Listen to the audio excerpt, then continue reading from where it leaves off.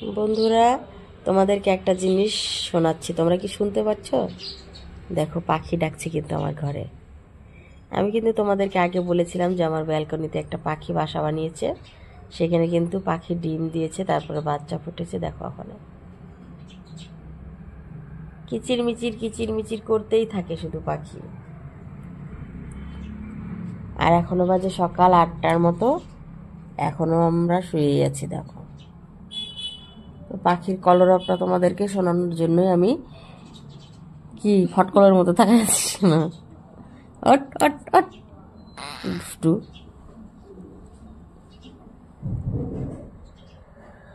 তো বন্ধুরা,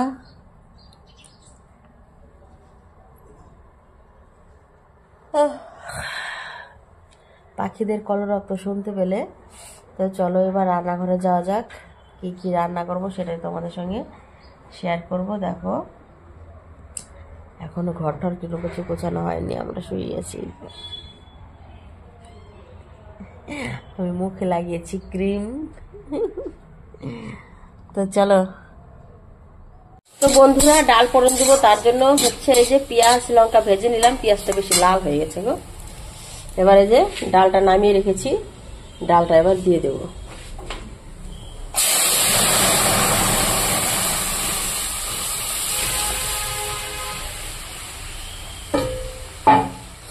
দিয়ে দিলাম ডাল ফোড়ন। আর এদিকে দেখো, বড়বাবু আজকে ইসে নিয়ে এসছে বকফুল বাজার থেকে সকাল সকাল। তো বকফুলের পকোড়া করবো আর ধনে পাতার পকোড়া। এদিকে ধনে পাতার পকোড়া কিন্তু আমি বসিয়ে দিয়েছি। এই যে দেখো, চালটাকে বেটে চাল বাটা দিয়ে ধনে পাতার বড়া আর মসুর ডাল আর হচ্ছে বকফুল পকোড়া।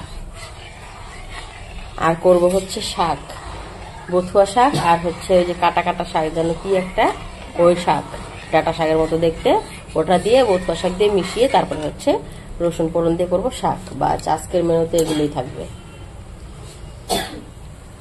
তো চলো, বড়াটাকে এবার পাল্টি মেরে দেবো।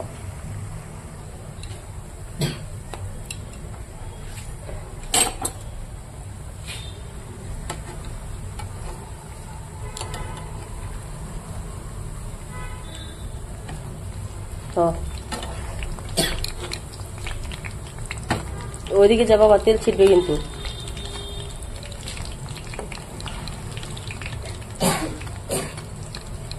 তো বড়াটাকে পাল্টি মেরে দিয়ে নিয়ে আগে। এই যে বন্ধুরা, শাকটা হয়ে গেছে। আমি রসুন আর কালো জিরা ফোড়ন দিয়ে দিয়েছি। এবার আমি শাকটাকে মিশিয়ে নেবো। জল ফলছিস কেন পাপা?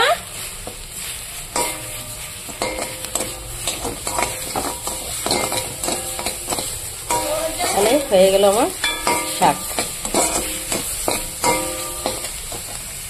দেখো, বাজার থেকে কিনে এসছে। না, কিরম করছে দেখো তো, দেখো তো, মাথার মধ্যে চাকু ঢুকা দিতেছে। মাগুর মাছ, এই যে মাগুর মাছগুলো কিন্তু বেশ ভালোই বড়, কিন্তু মোবাইলে দেখা যাচ্ছে ছোট ছোট না। আর মাথার মধ্যে চাকু দিস না রে, পাপ লাগবে তোর ব্যাং। তো বন্ধুরা, এই যে বকফুলটাকে ভেজে নেবে এবার।